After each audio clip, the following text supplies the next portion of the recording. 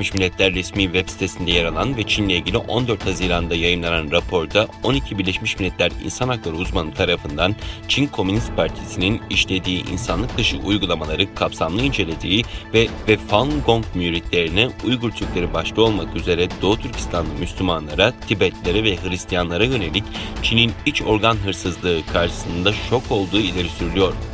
Başta kadın ve çocuklar olmak üzere insan ticareti, fiziksel ve zihinsel işkence sebepli sağlık hakları, etnik ayrımcılık, dini özgürlükler konusunda uzman isimlerden oluşan bağımsız insan hakları uzmanları, Çin'in çeşitli etnik gruplardan, farklı dini mensuplarından ve cezaevi mahkumlarından zorla kan aldığı ve belirli iç organlarını çaldığını belirten ortak bir bildiri yayımladı.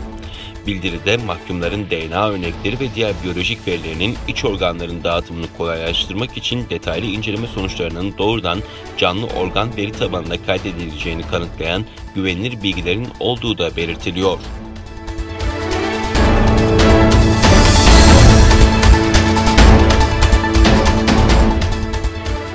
Hong Kong'un muhalif gazetelerinden Apple Daily'ye sabah saatlerinde 500 polisle baskın düzenlendi. Baskında gazetenin genel yayın yönetmeni de dahil 5 üst düzey yöneticisi gözaltına alındı. Hong Kong'da cezaevinde bulunan Jimmy Lai'nin sahibi olduğu Çin yönetimine karşıtlığıyla bilinen Apple Daily gazetesine 500 polisle baskın düzenlendi. Sputnik'te yer alan habere göre operasyonda polis ayrıca ofisteki bazı yazılı belgelere, gazetecilerin bilgisayarlarına el koydu. Baskının ardından Apple Daily ile bağlantılı şirketler Apple Daily Printing Limited ve AD Internet Limited'in $2.3 milyon mal varlıkları da donduruldu. Ajans France Press'in aktardığına göre polis yetkilileri Hong Kong ve Çin liderlerine karşı yaptırım çağrısında bulundu. Haberler nedeniyle gazeteye baskın gerçekleştirildiği söylendi.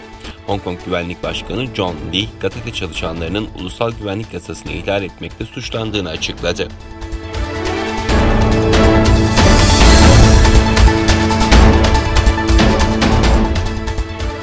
Çin Mayıs ayında çip üretimini geçen seneye göre %38 arttırarak rekor kırarken Başkan Xi, yerel çip sektörünün büyümesi için üst düzey kurmayını görevlendirerek çip savaşlarını hızlandırıyor.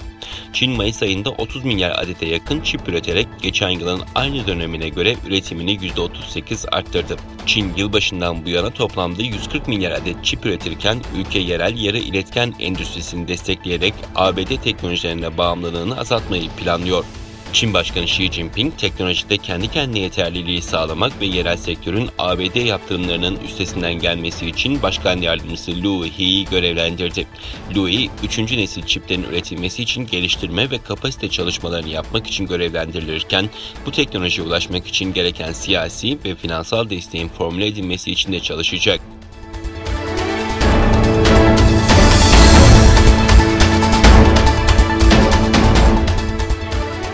ABD ile Çin arasında koronavirüsün çıkış noktasına dair tartışmalar sürerken Pekin'den yeni bir açıklama geldi.